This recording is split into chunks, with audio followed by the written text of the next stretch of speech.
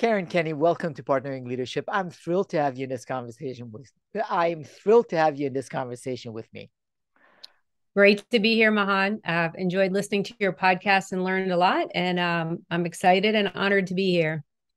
Really excited, and I've learned a lot from you, Karen, whether it's leading with character that you had co-written with Jim Lair, and also some of your own additional thoughts that you've shared with respect to whether it is a growth mindset, flexibility, emotional well-being, burnout. So can't wait until we have conversations around those. But before we get to that, would love to know whereabouts you grew up, Karen, and how your upbringing impacted who you've become. It's a good question. Actually grew up outside of Cleveland, Ohio. My dad worked for NASA. He was part of the early space administration and the unmanned spaceships. It's interesting because I didn't realize how important his job was till I was an adult because he was a very humble man, but he was very instrumental in space exploration. But also grew up going to Catholic schools my entire life, which was very important to my parents. I guess what kind of marks my upbringing was a very heavy focus on community and giving and values. In as a junior in high school, my dad retired and moved to Maine, to the East Coast. So I felt like it was a totally different country. It was a challenging experience. They didn't talk the same. My junior year in high school was a tough time to move, but it was great for me in the long run, in retrospect, in terms of learning to make a change, meet new friends. And then I've been on the East Coast ever since. Yeah, that is a tough age to move right in the Yeah. middle of high school. I wonder, how did that impact you, Karen? I have to say, honestly, at the time, I hated my parents. How could they destroy my world and take me away from my friends? Your world is very small, and you think your friends are everything. And that's when you're kind of more disconnected from your parents. I would say I was very shy and introverted. What it did for me was force me out of my comfort zone, in a very painful way. I remember going to the first day of school and everyone knew each other, and I was standing alone in the line. It seemed like hours, and I'm sure it wasn't.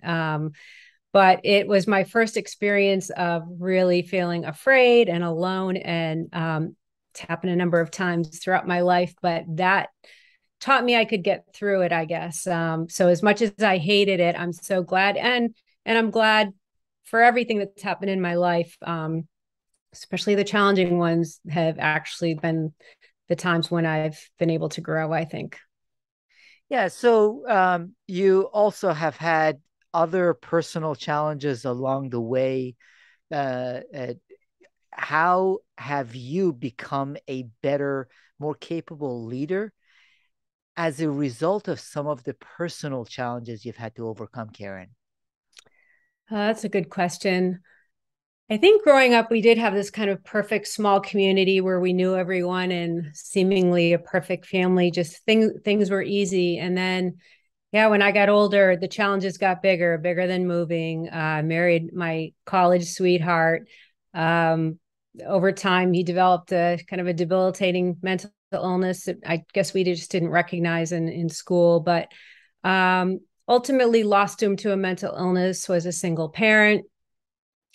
It was a challenge. And so I started to really experience the world in a very different way and difficult way. But it also caused me to be more empathetic about people, not judging people.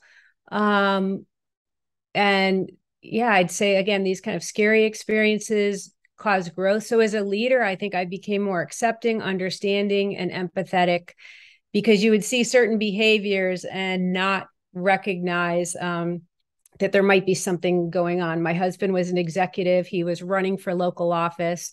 He had actually checked himself into a mental health facility, but got butchered in the media for not participating in a debate. So we all covered for him. And so it made me as a leader not to jump to conclusions when someone's not performing well, when they're not engaged, to think, there might be something else going on that I don't know about. It might be better for me to be more curious and ideally helpful than to pass judgment. And I think we all can do that at times. It is so important and so beautifully said, Karen, the humanity that I think you have, in part based on the experiences that you went through, helps you relate better with other people. And we all have similar experiences that we have to tap into to Mm. help us try to understand other people and their experiences a little bit better. So you have done that really well. You ended up with J&J's Human Performance Institute. How did that come about? Yeah, my career has not been a typical trajectory. One of the businesses I co-founded was focused on developing digital health coaching programs for people with mental health issues. We did this. Part of my drive to join the person who came up with this idea, a psychologist, was my husband. During the time many years ago, there was not help for people with mental health, not much. You'd go to the doctor once a month for 5 minutes and get a prescription, and there was a lot of stigma associated. And he had this idea for how do we reach people in between sessions, or people who don't come forward for care, which half of our members didn't. So we developed this company that was tied to my purpose and passion, was to raise awareness about mental illness, help people. J&J was there was another company that acquired us, that we kind of merged with, that also offered a different type of digital health coaching, more lifestyle and chronic conditions. J&J was our customer, and so they acquired our programs. And so I ended up with J&J, helping to launch on the leadership team to launch the health and wellness business for J&J. I think they were very, if not the first, but one of the very early companies to understand that well-being and performance are linked. They wanted to have healthiest employees. So they acquired our company, and then literally 8 weeks later, they acquired the Human Performance Institute, which for years had been focused on helping elite athletes, military special forces, surgeons, ultimately CEOs, leaders, anyone who had to perform well under very, very stressful conditions and basically not have a bad day. So I not only benefited from being part of the leadership team of this group, but I got to learn every day. I was training all the time through the Institute. So that's how I ended up within J&J, and then ultimately went directly into the Institute, leading a program focused on C-suite leaders, because we found that we were training everybody at different levels within the organization to get to the upper levels, but then kind of stopped, right? So leaders, we recognized, needed more help than ever. It's lonely at the top. There's no playbook. So that was part of it. And then also just taking this holistic approach that we can't just focus on, you don't train to be a CEO, you train as a human holistically to take on all the massive challenges. And you know that all too well, I think, in your work with leaders and in your own roles, right?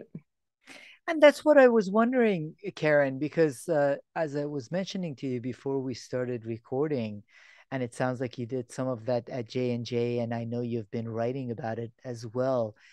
Uh, I'm interacting with quite a lot of CEOs, and maybe their health and wellness physically is being taken care of. However, I'm sensing a higher level of burnout, exhaustion, mental and emotional exhaustion than ever before.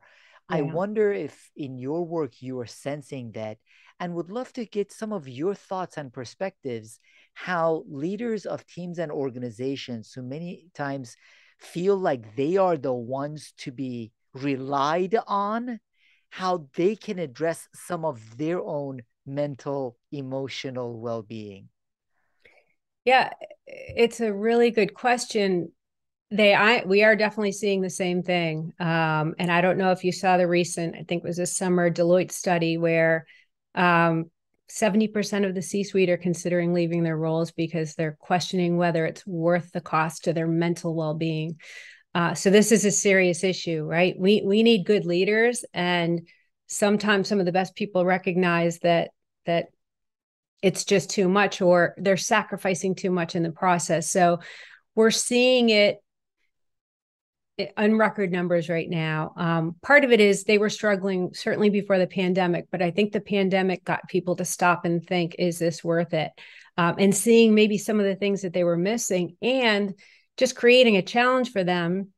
My husband's a CEO. There was no playbook on what to do for the pandemic. And no matter what choice that you made in terms of keeping something open or closing it, there was no right answer. There was no, so the pressure in general on CEOs too, on leaders, you're not just leading a company from a management standpoint. You have to make a call on social issues. You have to take a stance, political issues, environmental issues, you name it. They have to be experts in everything. And no matter what, 50% more or less will disagree with them. So they are always under scrutiny. The media is there, all your shareholders, stockholders, your employees can tweet about you or anything. And just, there's no hiding. There's no, I remember back in J&J when I first started there were dark days when you didn't speak to the media. You could just kind of shut down and head down and do what you needed to do. You can't, because somebody else will tell your story now, and it won't be a good one typically. So it's extreme pressure on them, no playbook. You have to continuously reinvent yourself and your company. And there's just nothing there to prepare you. So I get a lot of, if I've said it, sometimes people say, oh, well, they get paid a lot of money. Well, actually, the smart ones know that all that money is not going to help you if you lose your career, or lose, more importantly, your family or your mental well-being. And you said they know that they have these physical resources, but oftentimes they will sacrifice it. They're sacrificing their sleep. They're burning out because they're trying to get through the day. That's not good for us. It's not good for our economy. It's not good for our leaders, our families, our communities. Yeah. So, and by the way, there might be some that get well compensated. That doesn't by itself make up for anything. And there are quite a few that the compensation is not the driving factor. Right. So just this morning, Caren, I was with the CEO, and she was talking about some of the burden of having gone through the past couple of years, pandemic, how they had guided the organization. But again, the strain that was on her from the external stakeholders, from the board, and then from the employees. So when you work with and guide CEOs on how they should strike that balance, what do you tell them to do? Where should she start when she says, I've led this organization through a couple of great years through the pandemic, but I'm just exhausted. I am burned out. Everyone's demanding more from me at this time, and I have no more to give. Yeah, it's a sad situation, and it's not an easy solve, but usually where we have them start is purpose. And I'm not talking about company purpose. Everybody's talking about company purpose.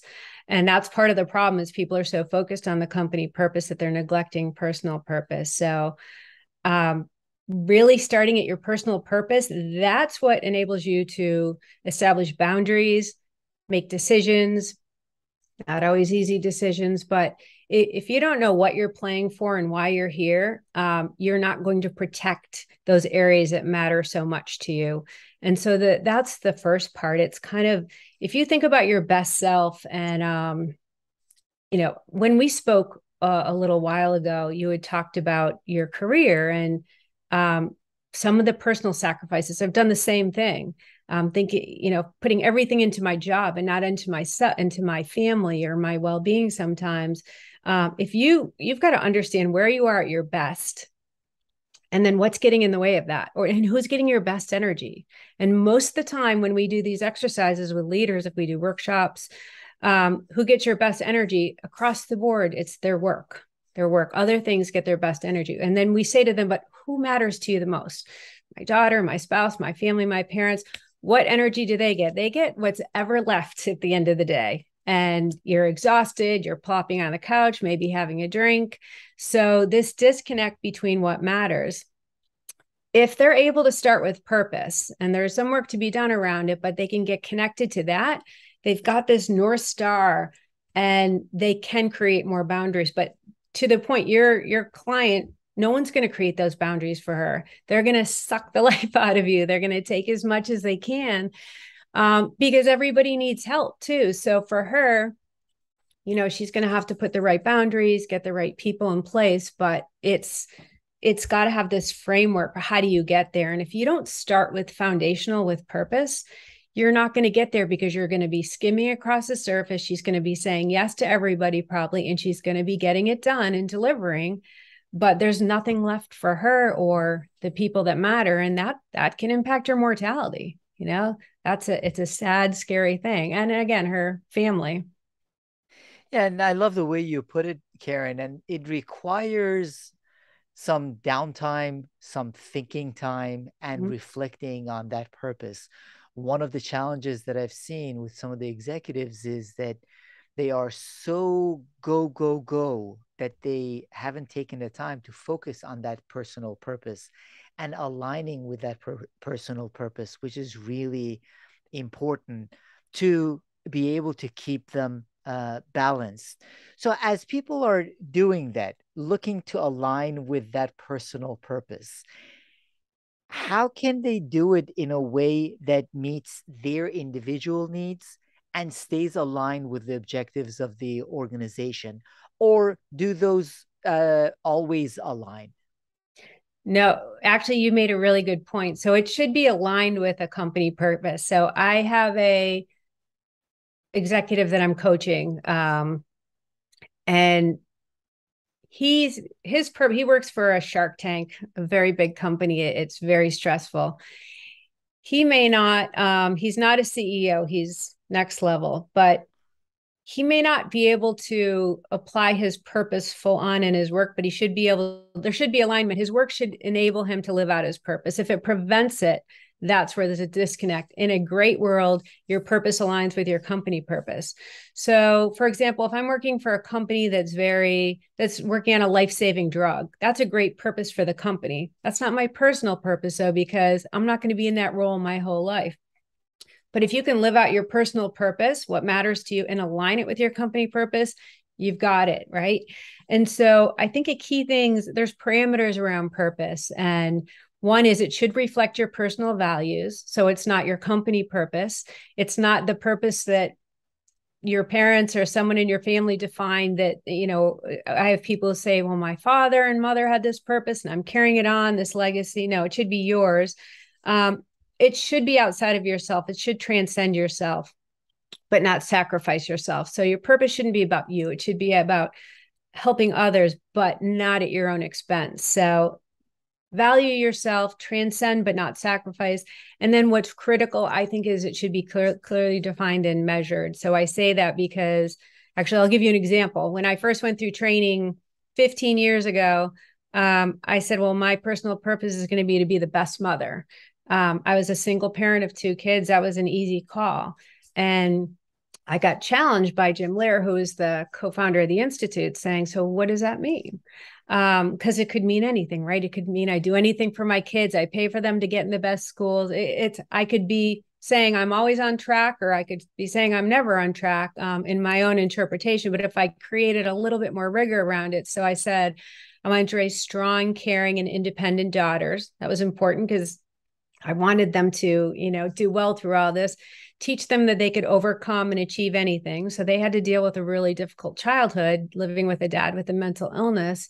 And so then I could say, I could look at the end of the day and see how he's doing. When they got older, they're 30 and 32, went off and moved away. I expanded it to say, and create sustain meaningful connections with them as an adult. So I might just have 5 minutes on the phone with someone, but one of my girls, but I have to make sure in those 5 minutes, I'm laser focused. I'm not doing something else, checking my email, anything. I'm sitting down and I'm there and I'm listening. So the point is, at the end of the day, you should be able to say, where did I live into my purpose today? Great. That's great. And where did I fall short? Well, I was impatient with this person at work, or, I came home and I was grumpy and I didn't give attention to my daughter, whatever it is. But the more you can put metrics around your purpose, leaders are so good at creating metrics around goals and objectives, but do it around your purpose. So make it this document, this North Star that you can actually measure against. And then I think the way to get there, because people will say, well, how do I get to it?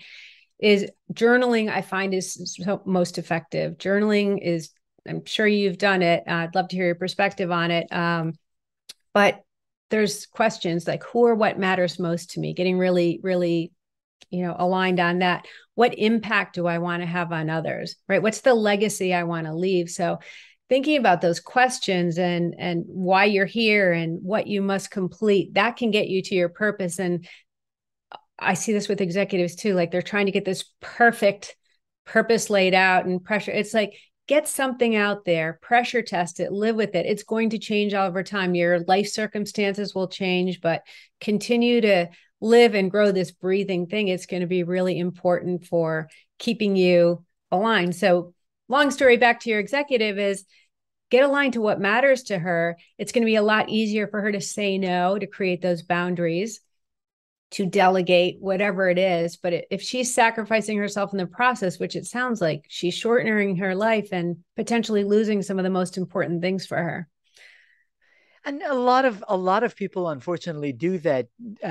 To what you were mentioning with respect to journaling, what I have found is I have more recently started both journaling and spending some time reflecting and meditating. It's one of those things that I always knew would be of value, Karen, but I was always too busy to get started doing it, which is also the case with a lot of the executives that I work with.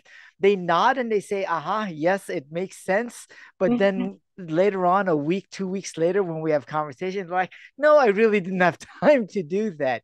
Yeah. So, what I've had to do is force myself to sit down and do the kind of reflection that you're talking about with the journaling to see how aligned I am with my purpose. And I love the way you described it, in that I've talked to a lot of different authors, and I do talk quite a bit about organizational and team purpose. And I think those are important. But Yes. what I love about what you have done is you differentiate between that and your individual purpose, which is one of the reasons why a lot of times even people working in medical establishments, doctors or nurses, are at times disengaged and unhappy and burned out because the hospital might have a very clear purpose, but they themselves aren't as clear about their purpose and their impact.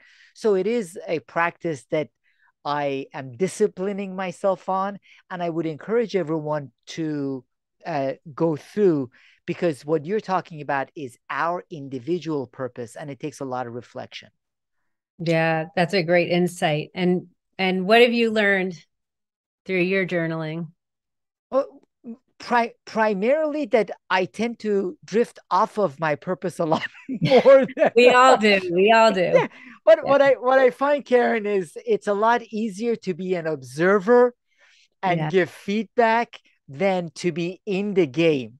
So the analogy that comes to my mind is that one of my brothers was very good at chess, a mini chess champion. And my two brothers would always play chess with each other. They're 8 and 12 years older. I would watch, and my chess never was anywhere as good as theirs. But there are times when I could see moves on the chessboard that they couldn't see, even though their playing ability was way above my ability. So, what I find is that what journaling is helping me do is try to come off of the chessboard and reflect more on the chessboard to see some moves that I don't see on an ongoing basis while playing the game. I love that, Mahan. That's a great analogy. I also loved what you said about you've been taking more time just to sit and reflect, because I know for me, one of the challenges I have is carving out that personal time to just think and reflect, and even strategy. It's we don't take the time to think. And if you have that time, sometimes you're just picking up the phone, you're on social media, you're trying to fill it because we're so used to it. But I love how you said you're creating that time and being intentional about it. I think we all need to do a better job of that. And it is really hard for all of us. You mentioned the phone, Karen, and I think about the fact that we try to be very disciplined around the dinner table with the girls not having their phones and my wife and I not having our phones.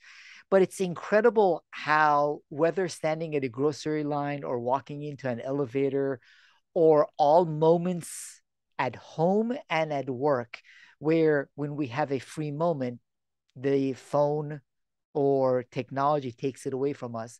So part of what you're saying is an intentional focus at a certain period of day.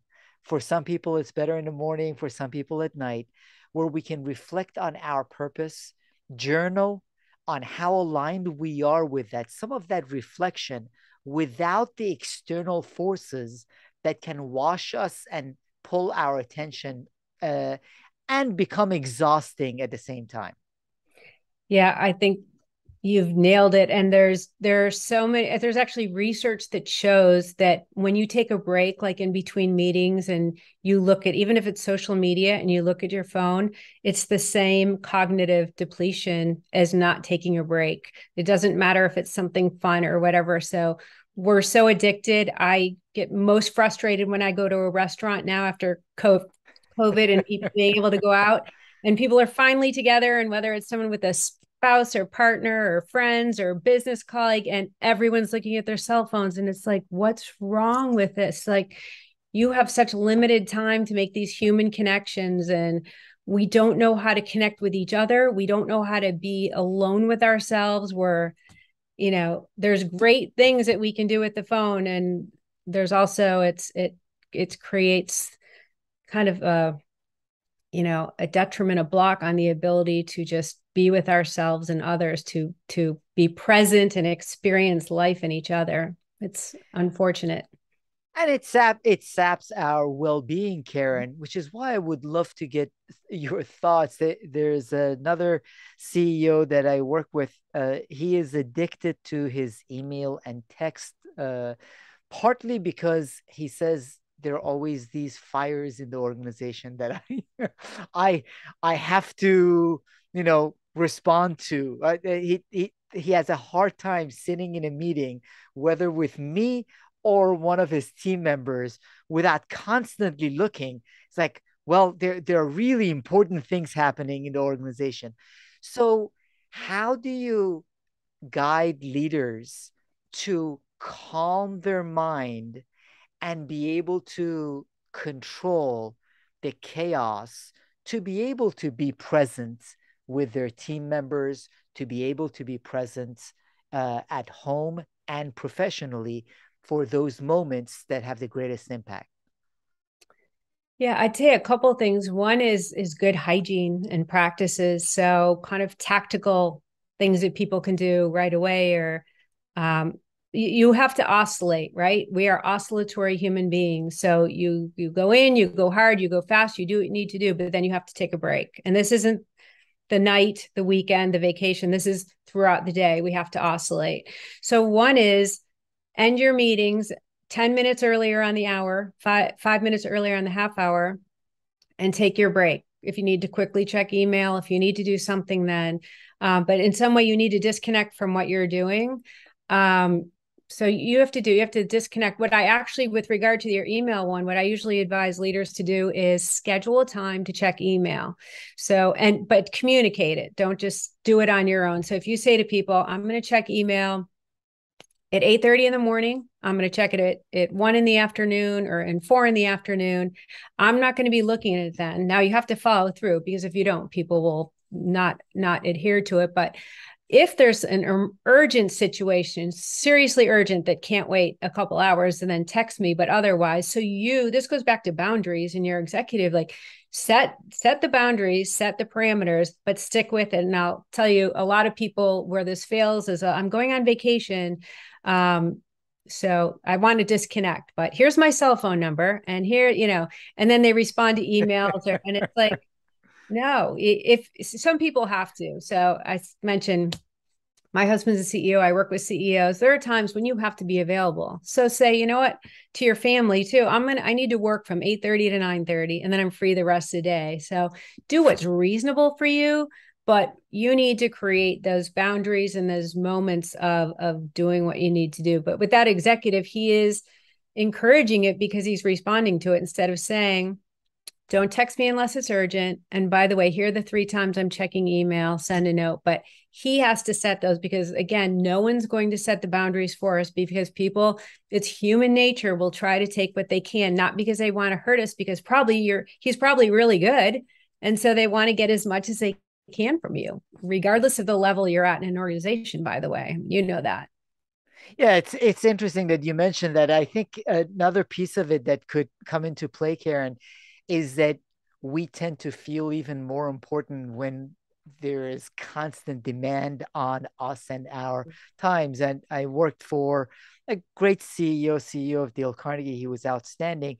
And part of the point that he would always make, it was closer to Stoic philosophy and the fact that he said the cemeteries are filled with indispensable people.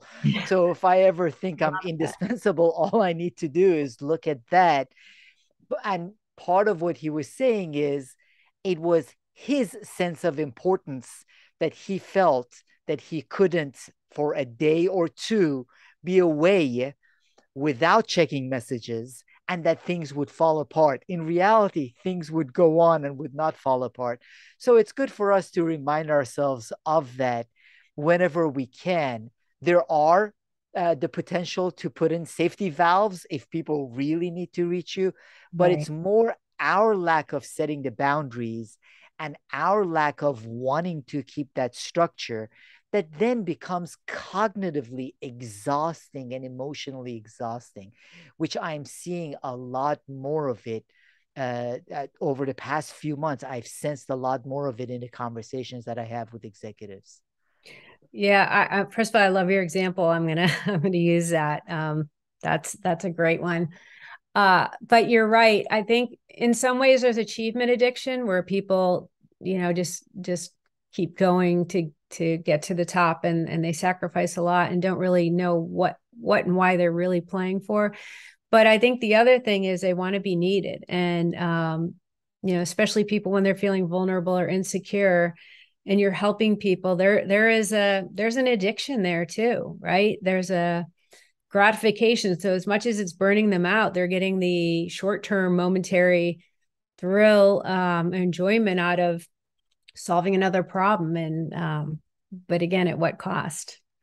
Yeah, and the other way of thinking about it, Caren, is that I am using Jack Welch as an example of um, not the best kind of leadership, partly because GE started suffering post Jack Welch. An Mm-hmm. example of great leaders are great leaders that when they are gone, the organization succeeds even better. So Yes. this is a great way to think about it, where our team and our organization can do well without us. It requires tremendous humility and smaller ego, but it can be both healthier for the team and for the leader to think about it this way. Now, I also know you and Jim working together at J&J Human Performance Institute worked a lot on character, and you wrote a book, Leading with Character.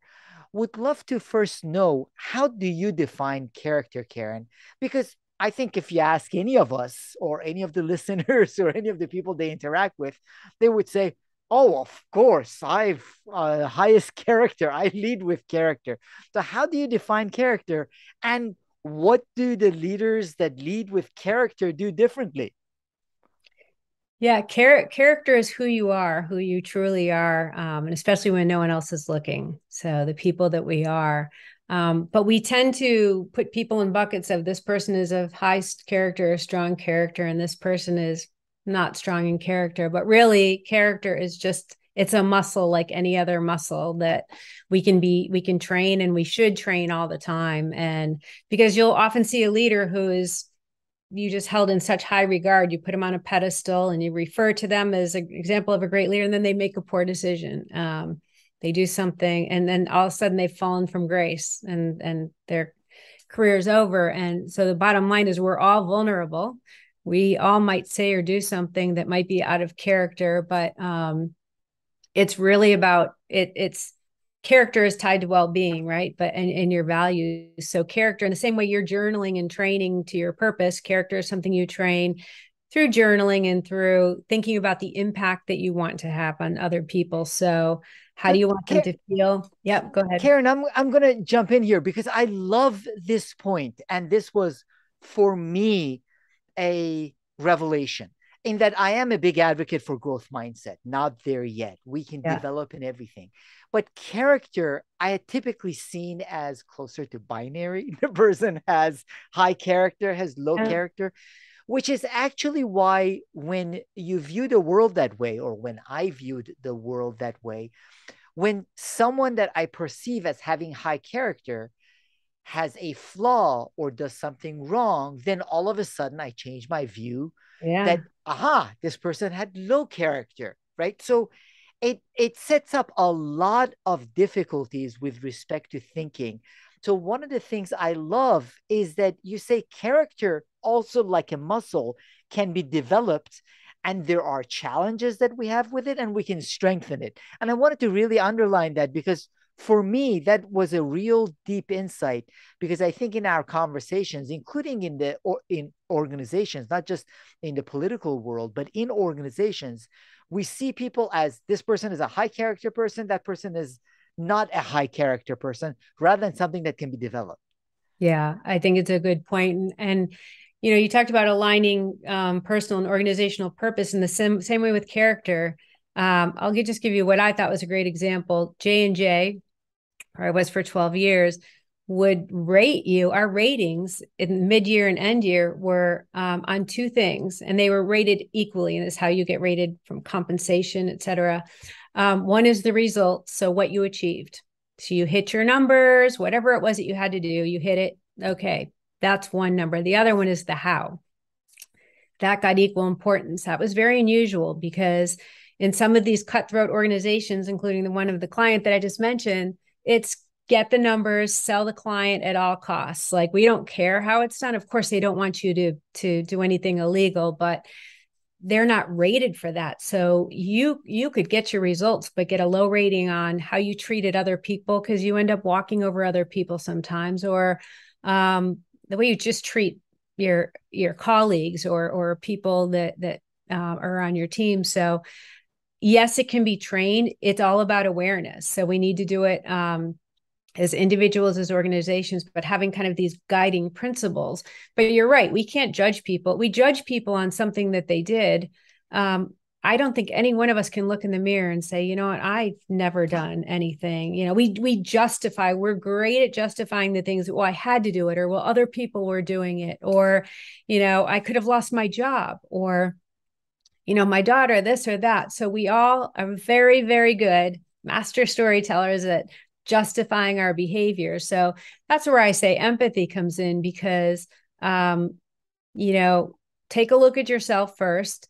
And again, it's more, the admirable thing is if you want to strengthen your character, and that's where you think about, the impact you want to have. And the other thing is, we talked about two types of character. So one is your performance character. That's really important. So being decisive and taking risks, especially in these days, right? You have to act fast and quickly. And then there's ethical and moral character, and that is, being empathetic and kind and humble. So if you are confident, which is a performance character trait, very heavy on the confidence and low on the humility, then you have arrogance. So what you want to do is you want to balance them. So being decisive, I should say, we have to make cuts in our company, but doing it with kindness and empathy, the way you handle it. And I probably shouldn't say anything, but there are people talking about our recent, company on the West Coast that's sliced employees in half.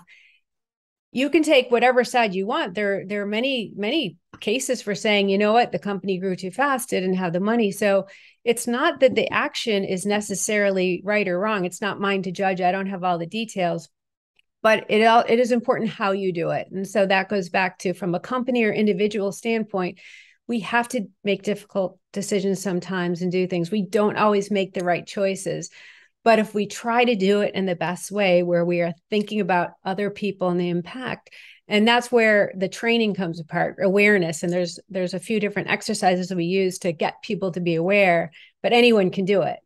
Does that make sense? It does. And what you're saying is that results matter absolutely in Mhm. all kinds of organizations. The how also matters, and the how to a great extent goes to that character. The other point you were making, it reminded me of Gina Schaefer. She is one of the regional CEOs that I had a conversation for this podcast. She has a chain of she started a chain of hardware stores, Yeah. and Gina, in their organization, they give opportunity to returning citizens. And one of the points that she made is that none of us want to be judged by the worst thing we have ever done in our lives. Yeah. So that's part of her view in giving returning citizens opportunities, and they've done very well with that. That's a certain level of what you were mentioning in our storytelling. Sometimes we build stories of our character, and then the smallest flaw or the smallest challenge with someone else, we build a story around that doesn't serve us or them that well. That's exactly right. And I loved what you said before. And it's so true about how people think, well, no, I'm not, I'm of high character. That our biggest problem is thinking that we are of high character because none of us is flawless. None of us doesn't have areas to work on. So the most, all of this, right, that we're talking about is about awareness and the leaders that recognize that they need to work on themselves because we all do, that are vulnerable about it, not only for themselves but for their employees. And I'm struggling too. We had a CHRO at J&J who said, this is hard for me. Like, instead of looking like you have it all together, this is hard for all of us. It's the more leaders can be vulnerable, the more they can, and with themselves too, and the more it's about wanting to be better.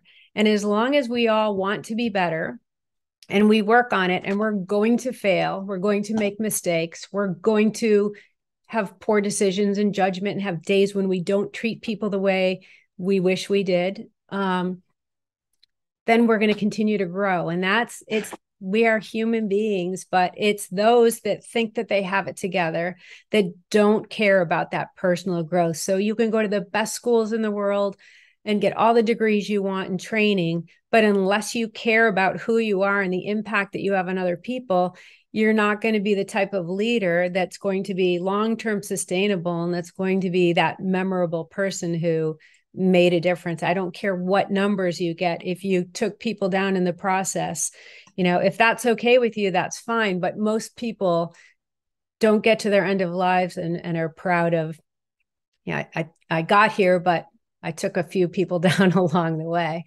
I So, think, yeah. so Caren, let's say the people listening to the conversation say, I buy it in that I have a growth mindset. Character can also be developed. So I'm not there yet. So how can I, as a CEO, as an executive, as a team leader, get started? Right. So it's Yep. not that I have great character, I can develop. How can I get started on developing my character further? Yeah, it's a good question. So how do I just want to continue to strengthen my character, is the way I would put it. Is one is 360s are great. Getting feedback from other people. So for your company, you can, or as a CEO, how, asking questions about the how. That's what I loved about what J&J did. But it's interesting. So I did a workshop, and one of the for a CEO's leadership team, one of the participants said he does a 360 with his wife. So they all laughed at him, and they're like, "What?" And they said, "The last thing we want to do is hear." But he said, "You know what? I sit there and I'm rated at work, and he's like, a couple times a year we just sit down. How are we doing?" They do it for each other, and I just thought that was so admirable, because a lot of times you don't want to hear it, but if you hear it, so 360s are an easy, I think, way to go. Other examples are writing your eulogy. like, not to be morbid, go to your funeral. Like, what do you want on your tombstone? What do you want people to say? You go and are they talking about you and your successes, or what did they say about you as a person? So write your own eulogy and what you want. And then you say, where's the disconnect? The way I'm living my life right now, would this be my eulogy? Another one is just thinking about leaders you admire. Write down the attributes of those leaders. What did you admire and why? Again, it probably wasn't, hitting their numbers.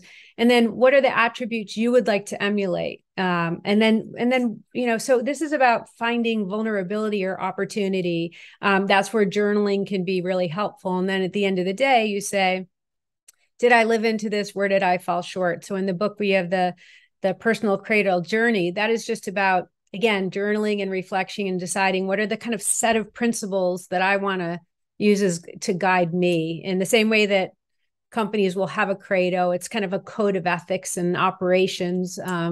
It's having that for yourself. And so you can also take character traits that you think of in leaders and force rank them to, which ones are strongest for you and which are weakest. And then, so it really just comes down to awareness. And then how do you train it is you push yourself into the comfort zone there. So if impatience is a difficult one for you, for example, then when you're next on a call with a customer service person, take a breath before you get on. Remember, I am impatient in these situations, or with a colleague or someone on your team who might just rub you the wrong way. Like, do that oscillation, reset yourself, take some deep breaths, meditate, journal, go into the conversation. Now you've become more aware. If you conducted yourself in a way that you feel better, that's training your muscle. You're pushing into that muscle. And, so that's training. Push hard, learn, fail. But those are just some ideas. They're great ideas. And in that, the first step is the recognition that character is not binary. We don't lack it or have it. We can develop it. And in order to do so, I love what you're mentioning. Awareness is a big part of the process for us to be aware of our own character. Some of it comes from feedback from external sources, other trusted advisors, partners, whether it might be a spouse or might be team in the organization. And some of it comes from our own personal reflections. When we reflect on our days, we know ourselves and we are spending all the time with ourselves. So we know who made us snap at them when we shouldn't have, when we responded in a way we shouldn't have. And over a period of time, we can then determine patterns of what are the things that we need to work on ourselves, because this is also something, as you say, like a muscle that we can continually work on and develop our character. Yes, well said. Like that. So, Caren, I know the other thing you write about and would love to touch on is imposter syndrome. And I don't know if this is your experience or not. I see a lot more of it in some of the most competent women executives and CEOs that I work with. Maybe the men that I work with, even in one-on-one meetings, aren't willing to admit it, but they don't talk about it. But some of the women question themselves in ways that it's almost, for me, it's unbelievable, because they are highly competent, capable. Now, I do think a little imposter syndrome is good. Maybe it's like keeps the ego in check. Some of the executives that I work with need a little bit more of that, but would love to know your thoughts behind what is the basis for imposter syndrome and how can competent professionals and executives overcome some of their imposter syndrome? Yeah, it's a good question. I see it more with women. I will say I do see it with men. They do a better job with it sometimes. Men are also just more comfortable pushing out of their comfort zones in certain areas. But women, there's historically, right, not feeling or being told that you were, good enough for a position or you should go for it. I think also we have exacerbated it with, especially during the last few years, as now there are quotas to be met, putting women and women of color and people of color in roles. Sometimes we're jump starting them into roles without the preparation. So I think the preparation in training is key, setting them up for success. I also know, I mean, there's research around this that often a company will put a woman in role as a CEO. Because if another leader, a male leader, for example, has been pulled out kind of unexpectedly or last minute, but there's just greater scrutiny on the females by the boards, by investors. So some of it is creating awareness with them. But women tend to feel imposter syndrome more because they don't tend to want to move into a role unless they feel really confident around that role, because the feeling of failure is tough. But to your point, a little imposter syndrome is good. If a role isn't scary, if it feels too comfortable, you shouldn't be in that role. You should be doing something that you should. If it's not hard and scary, I think it's not worth it. But it shouldn't be debilitating, right? It should be a little scary and a little hard, and because then you're challenging yourself, and we want to keep pushing. That's how we grow. We talked about that earlier. But in terms of how they, a big part of that is private voice. So one is to go back to that awareness, be aware, and kind of label it. I'm feeling imposter syndrome now. I'm feeling challenged. One is, what evidence do I have? Like, challenge yourself. So I don't feel like I can do this job, or I'm good enough. So one is challenging that voice that's telling you that you're not good enough, because women have that a lot. And what evidence do I have that challenge that voice? When in the past have I felt this way and I've actually been able to do it? So it's talking back to themselves. Your best coach is, I'm a coach, but your best coach is your inner coach, if you can train it. And what are the facts that I have? So what's the facts and data that have that say I'm not going to be successful? So it's really we have this old story about ourselves and why we can't be successful. So it's creating a new story, coaching that private voice. One thing, I have a client who is a male, actually, who's struggling with this a lot right now. And I just say, what would you say to your son or your best friend? And then he tells me, and it's a completely different thing. And I said, you have to talk to yourself like a friend, like your son. And so that's pretending yourself or putting yourself in the coaching role, I think, is so important. Another one is definitely connecting to your purpose. When you connect to your purpose and you have confidence in why you're here and what you're playing for, you're going to be more confident, because what matters most is going to be at the forefront, and you care less. Like, okay, if I screw up this meeting or presentation, or I don't make the right decision here, the world's not going to end. Like, go back to your example of the cemetery. Like, it's the world's not going to be over. I'm going to make mistakes. So part of it is, if you can stay connected by that North Star and your purpose, you're going to be more confident.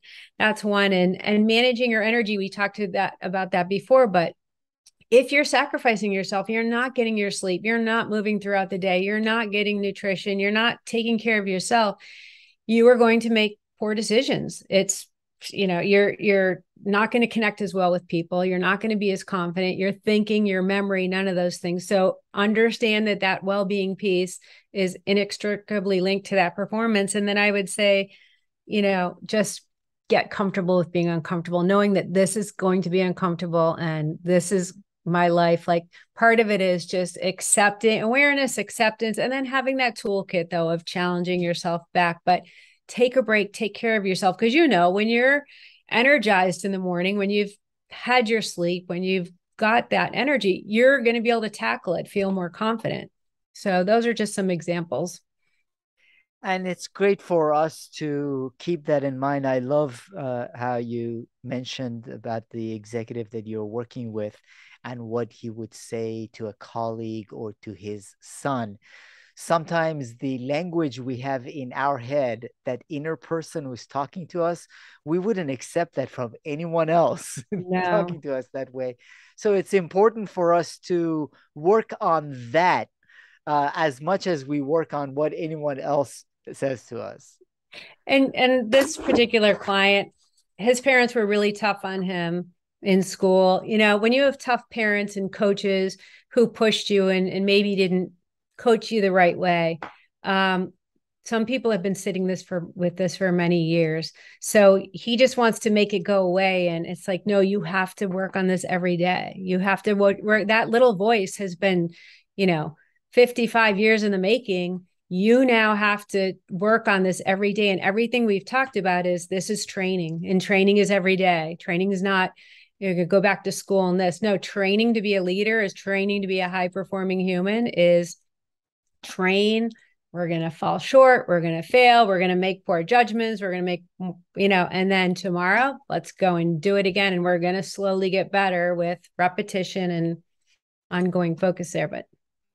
And you know what, Caren? Some of the nicest emails that I get is typically from different executives saying that in many instances, they felt that they were the only ones going through these things, thinking these things, experiencing these emotions.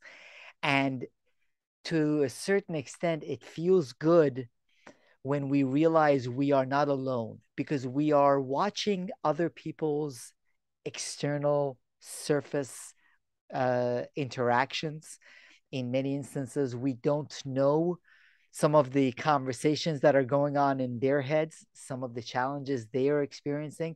So it's great hearing this example of the executive that you shared, because I'm sure a lot of people listening to the conversation can relate to it and can therefore see it's a struggle for all of us. All of And us. that's why we all have our work. It's not specific to one particular individual or another. We all have this. Yes. And I think that's the best thing. And I love that you're talking about it and you see it in your clients too, because the best thing leaders can do is be vulnerable and share. I struggle too. It means you're a human being. And actually, it shows a sign of leadership and emotional intelligence and character when you do show a little vulnerability, I think. It does. We still have a tough time with it, Caren. We all do. We are all works in progress. Completely agree. Completely agree. So Caren, when you are guiding leaders and executives, when you want them to develop in their own leadership, whether having to do with overcoming imposter syndrome, improving on their own character, dealing with some of the stress and the burnout that they're facing, in addition to journaling and taking some time to reflect, are there other leadership practices or resources you typically find yourself recommending? Definitely the journaling is important. Stakeholder feedback is important, and not waiting for that formal structure, talking to people, how am I doing? What can I be doing differently? What do you telling each other, telling people, what do I appreciate about you? What do you appreciate about me? So set up with a positive, but what do you need more of from me? What do you need less of from me? But part of it is really just, having the conversation with others, being vulnerable. But awareness, it's about awareness and intention. So awareness is key. And there are multiple ways we can get that we just talked about. And intention means I want to get better and identifying areas where I have opportunity. And then the strategies, there are great books out there and programs, but getting connected to what matters most to you, I think is important first. And then building strategies in a toolkit that you can continually tap into is key. I love that. And I read a ton of books, at least right now, over 100 a year. And I love books and podcasts. That said, I love what you mentioned, which doesn't come from books and podcasts, except this one. Everyone should continue listening to this one, is awareness and intention. And that doesn't come from reading someone else's work. And it doesn't necessarily come from listening to someone else talk. It comes from our thinking and our taking time and journaling and reflecting. And I think that is an outstanding perspective as the listeners look to whether it is work on their leadership, their own character, and overcome the imposter syndrome and continue to making a difference toward their individual purpose. Yeah. Well said. I like that. So, Caren, how can the audience find out more about you and connect with you? Would love to connect with them. I can be reached on LinkedIn. It's Caren with a C, CarenKenney on LinkedIn, or Evolve Leadership, EVOLVE leadership.com. Reach out to me through the website or LinkedIn's usually best. Outstanding. I really appreciate the conversation, Caren, your own authenticity. And again, the fact that the awareness and the intention can make all the difference as we work on aligning with our purpose. And that's most important before we can have an impact on others and the organization. Thank you so much for joining me in this conversation, Caren Kenney. Thank you, Mahan, for having me. This has been great. I've really enjoyed it.